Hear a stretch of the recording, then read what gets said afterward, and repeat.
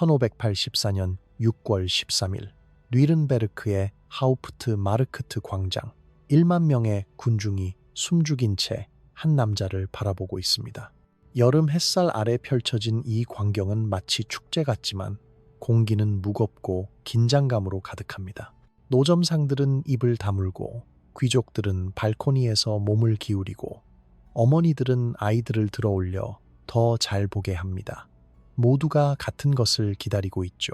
정의라고 불리는 것을요. 광장 한가운데 붉은 장갑을 낀 한 남자가 서 있습니다. 프란츠 슈미트. 그의 표정은 침착하고 움직임은 외과 의사처럼 정확합니다. 그는 존경받는 동시에 경멸받는 인물입니다. 그의 손에는 철봉과 나무 수레바퀴가 준비되어 있습니다. 살인과 강도 혐의로 유죄 판결을 받은 한스 포글레를 위한 것이죠. 의식이 시작됩니다. 뼈 하나하나 정해진 시간 간격으로 각각의 타격은 계산되고 의도적입니다. 슈미트의 무심함은 잔인함이 아닙니다. 그것은 훈련이죠. 나무가 부러지는 소리, 군중의 집단적인 숨소리, 기계적인 리듬, 이 모든 것이 하나의 의식으로 어우러집니다. 이 남자는 누구일까요? 45년간의 복무, 394번의 처형, 기록된 역사상 가장 많은 처형을 집행한 사형 집행인입니다. 하지만 이야기는 여기서 더 흥미로워집니다. 그는 비밀 일기를 썼거든요. 모든 행위를 임상적 정밀함으로 기록한 일기를. 이 일기는 단순히 죽인 남자가 아니라 죽음을 요구한 시스템 전체를 드러낼 것입니다. 군중이 흩어지지만 슈미트의 표정은 여전히 알 수 없습니다. 이것은 역설적인 삶의 시작일 뿐입니다.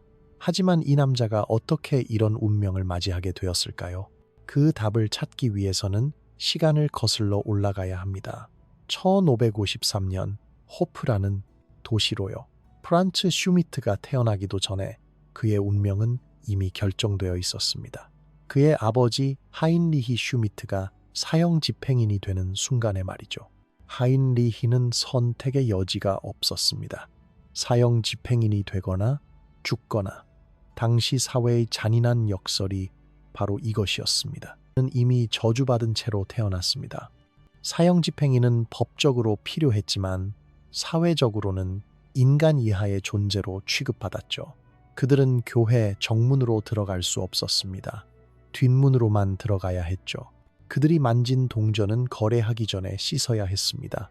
그들의 자녀들은 태어나는 순간부터 세습적 불명예를 안고 살아야 했습니다. 시민권도 없고 직업도 가질 수 없고 같은 처지의 사람들 외에는 결혼도 할 수 없었죠. 아기 프란츠가 첫 숨을 쉬는 순간 그의 미래는 이미 정해져 있었습니다. 슈미트 가족의 집은 도시 변두리에 있었습니다. 필요할 때는 가깝게, 평소에는 멀리 떨어져 있도록.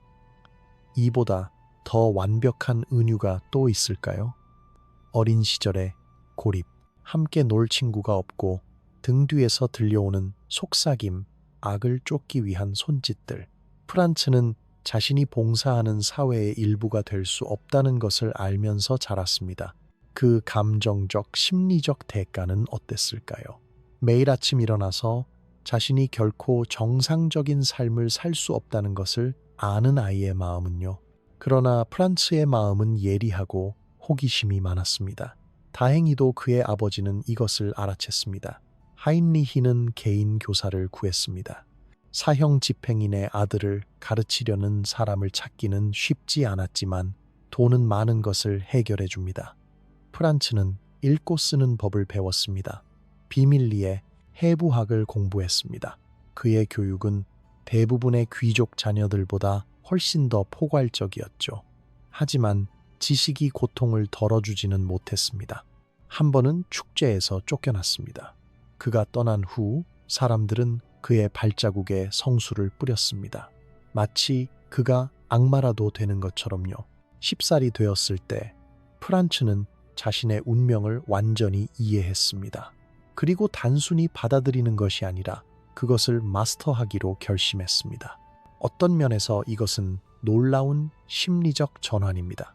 사회가 그에게 준 저주를 받아들이되 그것을 완벽하게 수행함으로써 어떤 형태의 존엄성을 되찾으려는 시도였으니까요. 낙인 아래에서 형성되는 정체성, 정의를 구현하도록 운명 지어졌지만 인간성은 거부당한 아이의 역설, 이것이 프란츠 슈미트를 만든 토양이었습니다. 이런 배경 속에서 그의 진짜 교육이 시작됩니다. 12살이 되었을 때 하인리히는 아들의 훈련을 시작했습니다. 사형 집행을 공예처럼 다루면서요. 프란츠는 해부학을 공부했습니다. 동물 도사를 관찰했습니다. 양배추와 호박으로 참수를 연습했습니다. 반복을 통한 예술성이라고 하인리히는 말했습니다. 이상하게 들리나요? 그러나 그들에게 이것은 생존의 문제였습니다. 실수는 용납되지 않았습니다. 한 번의 서툰 타격, 한 번의 흔들리는 손, 그리고 군중은 폭도로 변할 수 있었습니다. 사형 집행인은 완벽해야 했습니다. 그렇지 않으면 그들 자신이 폭력의 희생자가 될 수 있었으니까요. 프란츠의 교육은 단순한 기술을 넘어섰습니다. 그는 수학을 배웠습니다. 기하학을 배웠습니다. 각도가 중요했으니까요. 법률 문서를 공부했습니다. 어떤 범죄가 어떤 형벌을 받는지 알아야 했죠. 그는 일찍부터 공개 처형이 단순한 처벌이 아니라는 것을 배웠습니다. 그것은 공연이었습니다. 권위에 의식화된 극장이었죠. 사형 집행인들은 고립되어 있었지만 필수불가결했습니다. 이름을 가진 도구들이라고 할까요? 프란츠는 독특한 철학을 발전시켰습니다. 만약 그가 추방자가 되어야 한다면 그는 예외적인 추방자가 될 것이라고. 15살이 되었을 때 그는 죽음을 완벽하게 하겠다고 맹세했습니다. 숙달을 통한 구원이었죠. 이 시기의 시각적 이미지를 상상해 보세요.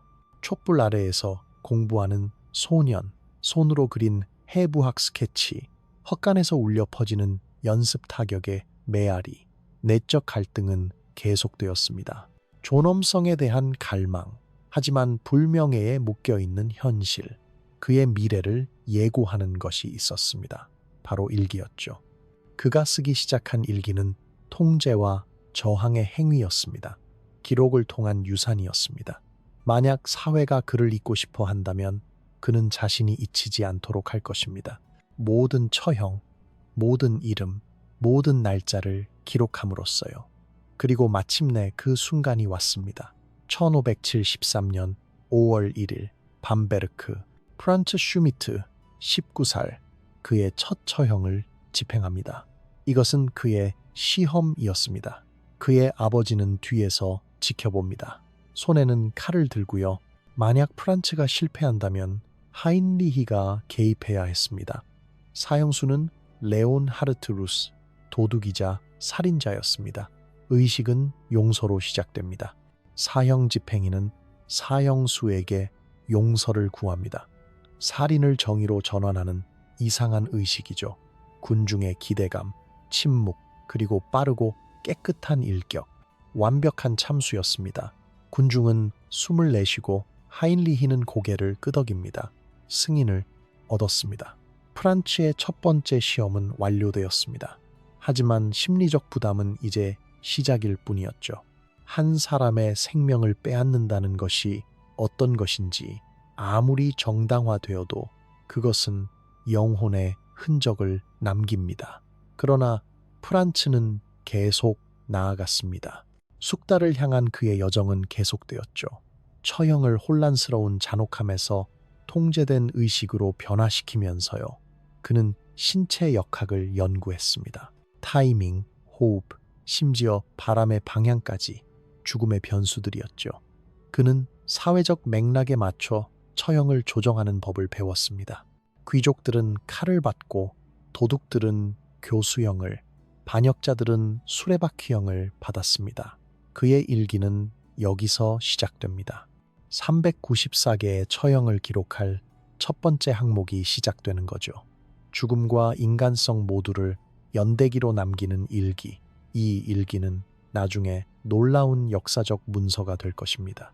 16세기 형사사법제도에 대한 가장 상세한 기록 중 하나로요.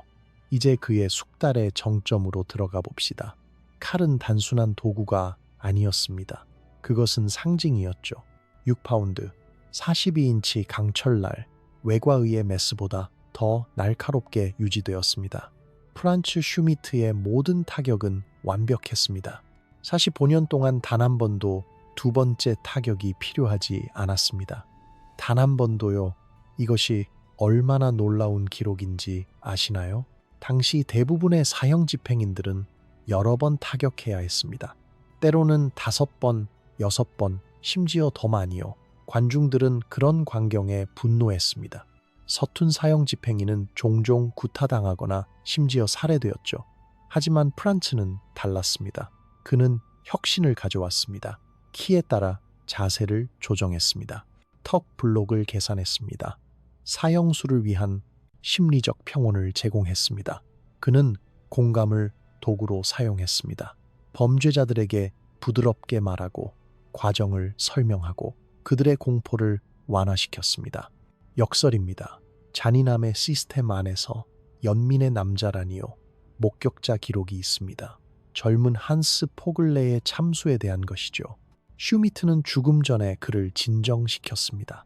그의 처형은 전설이 되었습니다. 관중들은 그의 정밀함 속에 자비에 대해 언급했습니다. 프란츠는 살인을 혼돈이 아닌 질서의 의식으로 바꾸었습니다.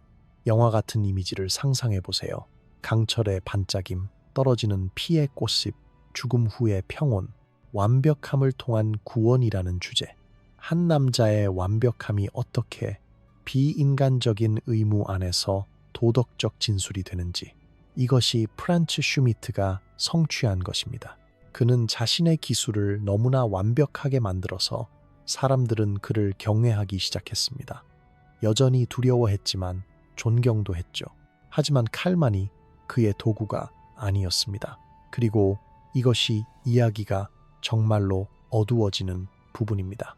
참수는 가장 자비로운 형벌이었습니다. 빠르고 거의 고통이 없었죠. 하지만 모든 범죄자가 그런 자비를 받은 것은 아닙니다. 수레바퀴형이 있었습니다. 불태우기가 있었습니다. 교수형이 있었습니다. 익사형이 있었습니다. 각각의 형벌은 특정한 범죄를 위한 것이었고 각각은 다른 종류의 공포를 전달했습니다. 수레바퀴형을 자세히 살펴봅시다. 왜냐하면 이것은 가장 잔인한 것 중 하나였으니까요. 범죄자는 나무 프레임에 묶입니다. 사형 집행인은 철봉을 들고 있습니다. 그리고 계산된 순서로 뼈를 부러뜨립니다. 팔, 다리, 가슴. 슈미트의 노트에는 의식을 유지하는 방법, 힘 조정, 기도 간격까지 기록되어 있습니다. 잔인함이 체계화된 것이죠. 하지만 여기서 중요한 것은 이것이 무작위 폭력이 아니었다는 것입니다. 이것은 스펙터클의 심리학이었습니다. 도덕적 극장으로서의 처형이지 복수가 아니었죠. 목적은 관중을 교육하는 것이었습니다. 권위를 강화하는 것이었습니다. 다른 사람들이 같은 범죄를 저지르지 않도록 겁을 주는 것이었습니다. 화형도 있었습니다. 마녀나 독살자를 위해 살아있는 채로 태우는 것이죠. 의식화된 정화였습니다. 하지만 여기서 프란츠의 조용한 자비가 나타납니다. 그는 종종 희생자들을 불길이 그들을 집어삼키기 전에 몰래 목 졸라 죽였습니다. 이것은 공식적으로 허용되지 않았습니다. 하지만 그는 어쨌든 했습니다. 왜냐하면 타는 것은 너무 끔찍했으니까요. 아무도 그럴 자격이 없었습니다. 아무도요. 성별화된 처벌도 있었습니다. 영아 살해는 익사로요. 간통한 여성들을 행진시키기, 모욕으로 머리를 깎기. 영화 같은 시퀀스를 상상해 보세요. 횃불, 장작더미, 군중의 얼굴들, 처벌과 공연의 혼합. 슈미트의 드문 공감은 여성들의 상황에 대한 그의 기록에서 나타납니다. 절망에 이끌린 것이지 악이 아니다 라고 그는 썼습니다. 각 항목은 관료적이면서도 가슴 아픕니다. 무심한 필적이 인간적 연민을 숨기고 있었죠. 의식화된 잔인함을 통해 그는 침묵 속에서 연민을 허용받은 유일한 남자가 됩니다. 이 모든 것의 맥락을 이해하려면 우리는 당시의 정치를 살펴봐야 합니다. 처형은 단순히 정의에 관한 것이 아니었습니다. 그것은 통치에 관한 것이었죠. 뉘른베르크 시의회는 처형의 자금을 지원하고 일정을 잡았습니다. 스펙터클을 통한 공공질서였죠. 뉘른베르크의 광장은 야외 법정이 되었고 권력의 상징들로 둘러싸였습니다. 슈미트의 역할은 살인을 넘어섰습니다. 그는 물류, 무대 연출, 정치적 메시지를 담당했습니다. 타이밍, 날씨, 위치, 모든 요소가 최대 억제력을 위해 관리되었습니다. 귀족들은 높은 처형대에서 죽었습니다. 평민들은 낮게 매달렸습니다. 사회적 위계의 물리적 표현이었죠. 외국 외교관들이 참석했습니다. 뉘른베르크의 효율성에 대해 보고했습니다. 공공관계로서의 정의였죠. 경제적 영향도 있었습니다. 처형은 상업, 여행자, 그리고 노점 시장을 가져왔습니다. 끔찍하지만 사실입니다. 사람들은 처형을 보러 왔고 머물면서 돈을 썼습니다. 일기는 법적 기록이자 시민 선전의 역할을 했습니다. 잘 정돈된 도시의 증거였죠. 공연으로서의 정의, 무대로서의 처형대, 그리고 프란츠 슈미트는 그 무대에 인정받지 못한 감독이었습니다.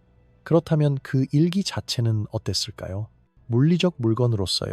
갈색 가죽, 발에는 잉크, 꾸준한 손글씨, 394번의 처형, 345번의 채찍질, 수없이 많은 고문들, 각각이 기계적 정밀함으로 기록되었습니다. 항목들은 감정이 제거되어 있습니다. 안나 프레이안을 태웠다. 가는 목, 침착한 태도, 간단하고 사실적이며 거의 임상적입니다. 하지만 숨겨진 인간성이 표면에 나타납니다. 후회의 메모들, 나중에 무죄가 입증된 것에 대한 추가 사항들이요. 그의 관찰은 사회적 패턴을 그려냅니다. 기근, 전염병 또는 전쟁 중에 범죄율이 상승하는 것을요. 불평등을 드러냅니다. 귀족들은 참수당하고 농민들은 부러뜨려지고 여성들은 남성들보다 더 가혹하게 처벌받았습니다. 아이들에 대한 메모, 거짓 자백, 종교적 편견, 부정의의 거울로서의 처형이었죠. 미묘한 진화가 있습니다. 필적은 더 떨리고 공감은 일상에 묻혀 사라집니다. 일기는 고백이자 고발이 됩니다. 폭력에 중독된 사회에 대한요. 마지막 항목은 이름, 날짜, 죽음입니다. 종결은 없고 그저 계속일 뿐입니다. 그런데 45년 후 무언가 놀라운 일이 일어납니다. 1618년 프란츠 슈미트는 칼을 내려놓습니다. 그는 은퇴합니다. 하지만 그는 사라지지 않습니다. 대신 조용한 변화가 시작됩니다. 사형 집행인이 의사가 되는 것이죠. 그는 살인을 통해 얻은 해부학적 숙달을 사용하여 뼈, 상처, 감염을 치료합니다. 환자들은 처음에는 밤에 몰래 방문합니다. 그의 치료가 성공하면서 공개적으로 찾아옵니다. 그의 일기 여백에는 의학적 메모가 포함되어 있습니다. 연고, 허브, 소작 방법들이요. 곧 추방자는 존경받게 됩니다. 귀족들이 그의 전문 지식을 찾습니다. 그의 치료는 대학 의사들을 능가합니다. 잔인함을 통해 얻은 지식이었죠. 영화 같은 대조를 상상해 보세요. 한때 피로 흠뻑 젖었던 그의 손이 이제 붕대를 감고 있습니다. 사회는 자신의 편견에 의문을 제기하기 시작합니다. 오염된 손, 이 어떻게 그렇게 순수하게 치유할 수 있을까요? 지식을 통한 구원이라는 주제, 믿음이 아니라 숙달을 통한 변화였죠. 그리고 마침내 1624년 페르디난트 2세 황제는 프란츠 슈미트를 명예롭다고 선언합니다. 수세기의 세습적 낙인을 제거하는 것이죠. 그의 아들은 상인 가족과 결혼합니다. 손주들은 완전한 시민이 됩니다. 사형 집행인의 저주는 깨졌습니다. 봉사를 통해 정화된 혈통이었죠. 1634년 그의 죽음, 수백 명이 애도합니다. 그가 위로하거나 치료한 희생자들의 가족들을 포함해서요. 그는 성별된 땅밖이 아니라 시민들 사이에 묻힙니다. 상징적인 재통합이었죠. 그의 묘비명은 이렇습니다. 정의와 자비를 똑같은 헌신으로 섬겼다. 이것보다 더 완벽한 요약이 있을까요? 프란츠 슈미트의 삶은 문명의 도덕적 역설을 요약합니다. 잔인함과 미덕의 공존이요. 그는 상징이자 경고로 서 있습니다. 시스템이 어떻게 괴물을 만드는지, 그리고 인간이 어떻게 그것을 초월하는지에 대한요. 마지막 영화 같은 이미지를 상상해 보세요. 그의 사형 집행인의 칼이 그의 의사 도구들 옆에 놓여 있습니다. 뉘른베르크 위로 빛이 사라지고 있습니다. 그리고 마지막 질문이 남습니다. 어떤 사회든 사형 집행인 없이 존재할 수 있을까요? 이 질문은 오늘날에도 여전히 울려 퍼집니다. 우리는 프란츠 슈미트의 시대보다 더 문명화되었다고 생각합니다. 우리는 더 이상 공개 처형을 하지 않습니다. 더 이상 수레바퀴형을 사용하지 않습니다. 하지만 정말 그럴까요? 우리는 단지 우리의 폭력을 더 잘 숨기는 법을 배운 것은 아닐까요? 감옥벽 뒤에서, 멸균된 주사실에서, CCTV 카메라 없는 곳에서요. 프란츠 슈미트의 이야기가 우리에게 가르쳐주는 것은 이것입니다. 정의와 잔인함 사이의 경계는 우리가 생각하는 것보다 훨씬 더 얇다는 것을요. 그리고 그 경계에 서 있는 사람들, 사형 집행인들, 교도관들, 군인들, 그들은 단순한 괴물이 아닙니다. 그들은 우리 사회가 만들어낸 사람들입니다. 우리가 필요로 하지만 경멸하는 사람들이죠. 프란츠는 394명을 죽였습니다. 하지만 그는 또한 수백 명을 치료했습니다. 그는 법을 집행했습니다. 하지만 그는 또한 그것에 불공정을 기록했습니다. 그는 시스템의 도구였습니다. 하지만 그는 또한 그 시스템의 가장 날카로운 비평가 중 한 명이 되었습니다. 그의 일기를 통해서요. 오늘날 우리가 그 일기를 읽을 때 우리는 단순히 역사를 읽는 것이 아닙니다. 우리는 인간 본성의 거울을 들여다보고 있는 것입니다. 한 남자가 불가능한 상황에서 어떻게 인간성을 유지하려고 노력했는지를요. 그의 이야기에서 가장 놀라운 것은 무엇일까요? 그가 얼마나 많이 죽였는지가 아닙니다. 그가 어떻게 그렇게 오랫동안 제정신을 유지했는지입니다. 매일 아침 일어나서 누군가를 죽여야 할 수도 있다는 것을 알면서요. 매일 밤 잠들면서 그날 죽인 얼굴들을 기억하면서요. 45년 동안이나요. 대부분의 사람들은 한 달도 버티지 못했을 겁니다. 하지만 프란츠는 버텼습니다. 그리고 단지 버틴 것이 아니라 그는 자신의 기술을 예술의 형태로 발전시켰습니다. 어두운 예술이지만 그럼에도 불구하고 예술이었죠. 그의 완벽함에는 어떤 아름다움이 있었습니다. 역설적이게도요. 한 번의 타격, 고통 없음, 한 남자가 끔찍한 일을 하면서도 가능한 한 자비롭게 하려고 노력하는 것이었습니다. 이것이 우리를 불편하게 만듭니다. 그렇죠? 우리는 사형 집행인이 괴물이기를 원합니다. 그래야 우리가 그들을 판단하기 쉬우니까요. 하지만 프란츠 슈미트는 괴물이 아니었습니다. 그는 그저 자신에게 주어진 역할을 수행한 남자였습니다. 그리고 그는 그것을 믿을 수 없을 만큼 잘 수행했습니다. 그의 변신, 사형 집행인에서 치료사로의 변화는 단순한 직업 변경이 아니었습니다. 그것은 심오한 심리적 여정이었습니다. 죽음을 주는 것에서 생명을 주는 것으로요. 같은 손, 같은 지식, 하지만 반대의 목적이었죠. 그리고 사회가 그를 받아들인 것 처음으로요. 이것은 무엇을 말해줄까요? 우리의 도덕은 얼마나 상황에 따라 달라질까요? 프란츠가 사람들을 죽이는 동안 그는 추방자였습니다. 그가 사람들을 치료하기 시작했을 때 그는 존경받는 시민이 되었습니다. 하지만 그는 같은 사람이었습니다. 같은 손, 같은 마음, 같은 영혼이었죠. 변한 것은 그의 행동이었지 그의 본질이 아니었습니다. 이것은 우리에게 정체성에 대한 질문을 던집니다. 우리는 우리가 하는 일로 정의될까요? 아니면 우리가 되고자 하는 것으로 정의될까요? 프란츠 슈미트는 사형 집행인으로 태어났습니다. 선택의 여지가 없었죠. 하지만 그는 치료사로 죽기로 선택했습니다. 그리고 이 선택, 이 변화가 그를 정의합니다. 394번의 죽음이 아니라요. 그의 일기는 오늘날까지 남아 있습니다. 뉘른베르크 시립기록보관소에 보관되어 있죠. 연구자들은 여전히 그것을 연구합니다.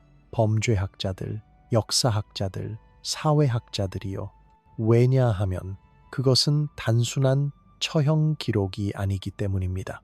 그것은 사회의 스냅샷입니다. 16세기 독일의 모든 두려움, 편견, 그리고 폭력이 담긴 스냅샷이요. 그리고 그것은 또한 한 남자의 영혼의 초상화입니다.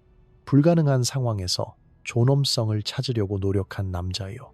프란츠가 자신의 유산에 대해 생각했을까요? 아마도 그랬을 것입니다. 그래서 그가 그렇게 조심스럽게 모든 것을 기록한 이유겠죠. 그는 자신이 잊히지 않기를 원했습니다. 하지만 괴물로 기억되는 것이 아니라 자신의 일을 했던 남자로 기억되기를 원했습니다. 그리고 어떤 면에서 그는 성공했습니다.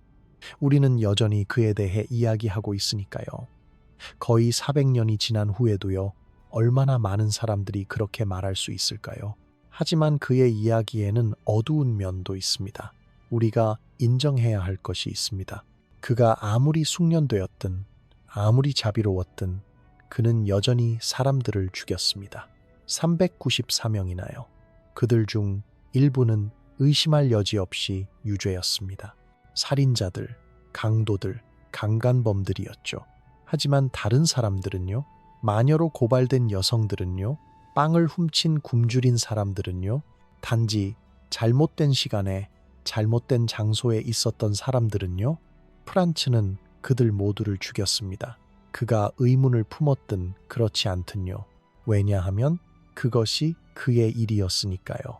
이것이 그의 이야기를 진정으로 비극적으로 만드는 것입니다. 그는 좋은 사람이었습니다. 가능한 한 좋은 사람이었죠. 하지만 그는 나쁜 시스템에 갇혀 있었습니다. 그리고 그는 그것에서 벗어날 수 없었습니다. 그가 할 수 있는 최선은 그것을 인간적으로 만드는 것이었습니다. 가능한 한요. 그리고 그는 그렇게 했습니다. 하지만 그것으로 충분했을까요? 그가 죽인 사람들에게는요, 그들의 가족들에게는요, 이것은 우리가 답할 수 없는 질문입니다. 프란츠 슈미트의 삶을 돌아보면서 우리는 우리 자신에 대해 무엇을 배울 수 있을까요? 아마도 가장 중요한 교훈은 이것입니다. 우리 모두는 우리가 태어난 시스템의 산물이라는 것을요. 프란츠는 사형집행인 가족에 태어났고, 그래서 그는 사형집행인이 되었습니다. 만약 그가 다른 가족에 태어났다면 그는 완전히 다른 사람이 되었을 것입니다. 아마도 의사나 학자가 되었을 거예요. 그의 지능과 근면함을 고려하면요. 하지만 그는 선택권이 없었습니다. 그리고 이것은 우리 모두에게 어느 정도 사실입니다. 우리는 우리가 태어난 상황을 선택할 수 없습니다. 우리가 할 수 있는 것은 그 상황 안에서 최선을 다하는 것뿐입니다. 그리고 프란츠는 확실히 그렇게 했습니다. 그는 자신에게 주어진 가장 끔찍한 일을 가져다가 그것을 예술의 형태로 바꾸었습니다. 그는 혼돈을 질서로 바꾸었습니다. 그는 잔인함을 자비로 바꾸었습니다. 가능한 한요. 그리고 결국 그는 죽음을 생명으로 바꾸었습니다. 사형집행인에서 치료사로요. 이것이 바로 인간 정신의 승리가 아닐까요? 가장 어두운 상황에서도 빛을 찾는 능력 말입니다. 하지만 우리는 또한 시스템 자체에 대해 생각해야 합니다. 프란츠를 사형집행인으로 만든 시스템이요. 사람들을 그들의 출생으로 판단한 시스템이요. 정의의 이름으로 끔찍한 잔인함을 저지른 시스템이요. 그 시스템은 사라졌습니다. 적어도 그 형태로는요. 하지만 정말 그럴까요? 우리는 여전히 사람들을 그들의 출생으로 판단합니다. 피부색, 국적, 계급으로요. 우리는 여전히 정의의 이름으로 폭력을 저지릅니다. 단지 다른 형태로요. 그리고 우리는 여전히 사회에 필요한 더러운 일을 하는 사람들을 경멸합니다.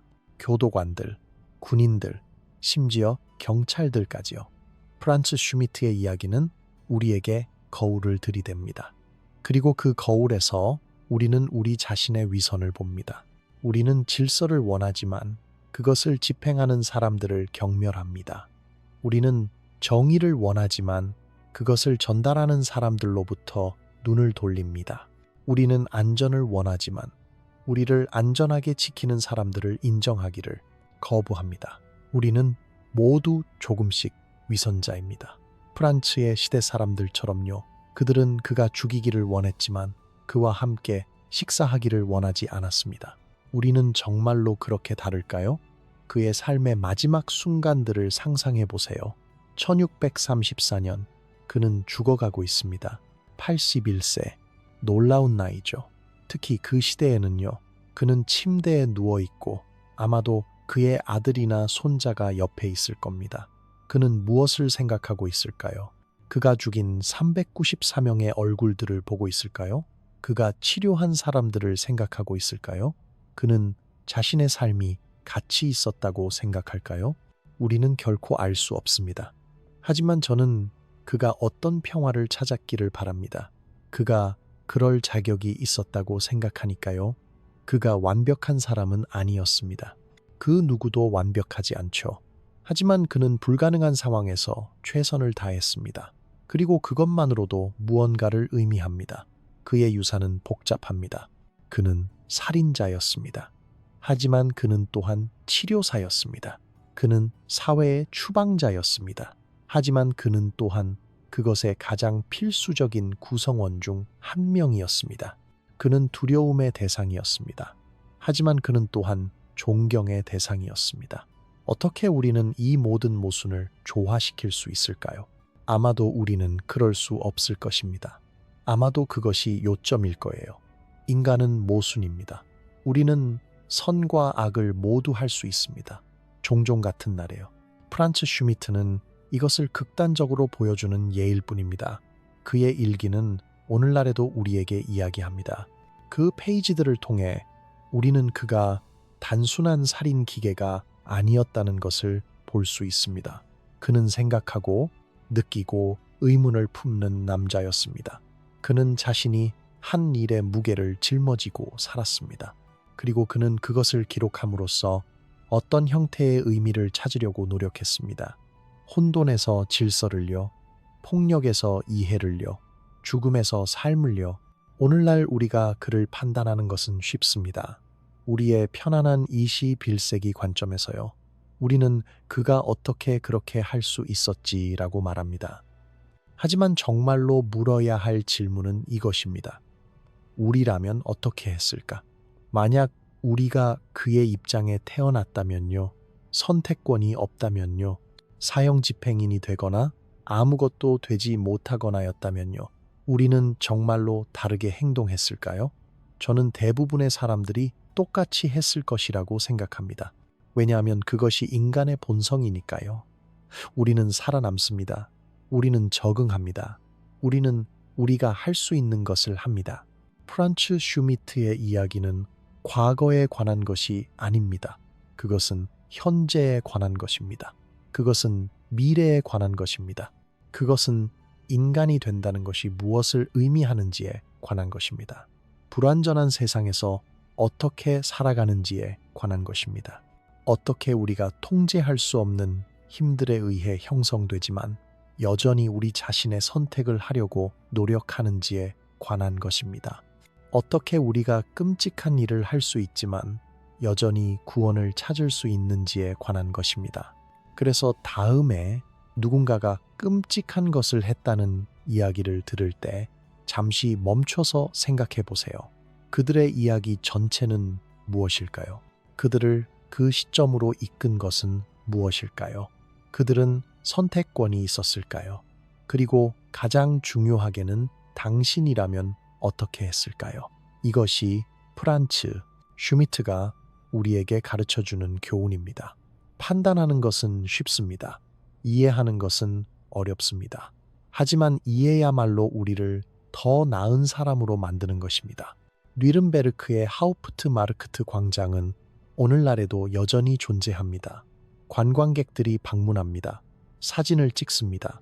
아름다운 중세 건축물을 감상합니다. 하지만 그들 중 얼마나 많은 사람들이 거기서 무슨 일이 있었는지 알고 있을까요? 얼마나 많은 사람들이 프란츠 슈미트가 거기 서서 칼을 들고 정의를 전달했다는 것을 알고 있을까요? 역사는 우리가 잊고 싶은 것들을 덮어버립니다. 하지만 그것들은 여전히 거기 있습니다. 표면 바로 아래에요. 우리가 찾아보기만 한다면요. 이것이 바로 역사를 공부하는 이유입니다. 과거를 기억하기 위해서가 아닙니다. 현재를 이해하기 위해서입니다. 프란츠 슈미트는 거의 400년 전에 죽었습니다. 하지만 그의 이야기는 여전히 관련이 있습니다. 왜냐하면 인간 본성은 변하지 않았으니까요. 우리는 여전히 같은 투쟁을 하고 있습니다. 선과 악, 정의와 자비, 개인과 사회 사이에서요. 그리고 우리는 여전히 그 균형을 찾으려고 노력하고 있습니다.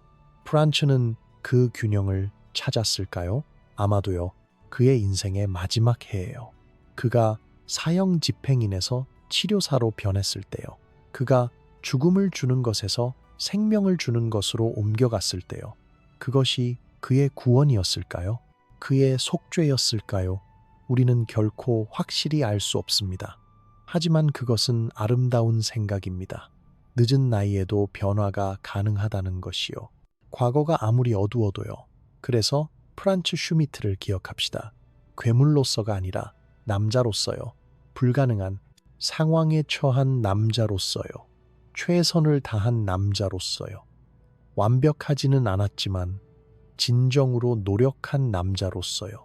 그리고 그 과정에서 우리 모두에게 무언가를 가르쳐준 남자로서요.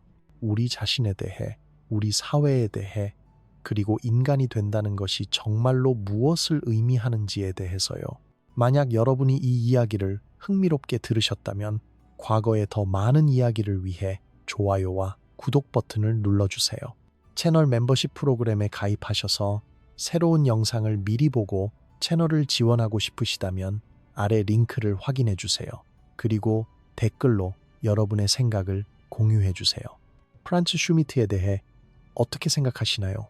그는 영웅이었을까요? 악당이었을까요? 아니면 둘 다였을까요? 여러분의 의견이 궁금합니다. 다음 영상에서 또 만나요. 그때까지 역사를 기억하세요. 그것이 우리를 만들어 왔으니까요.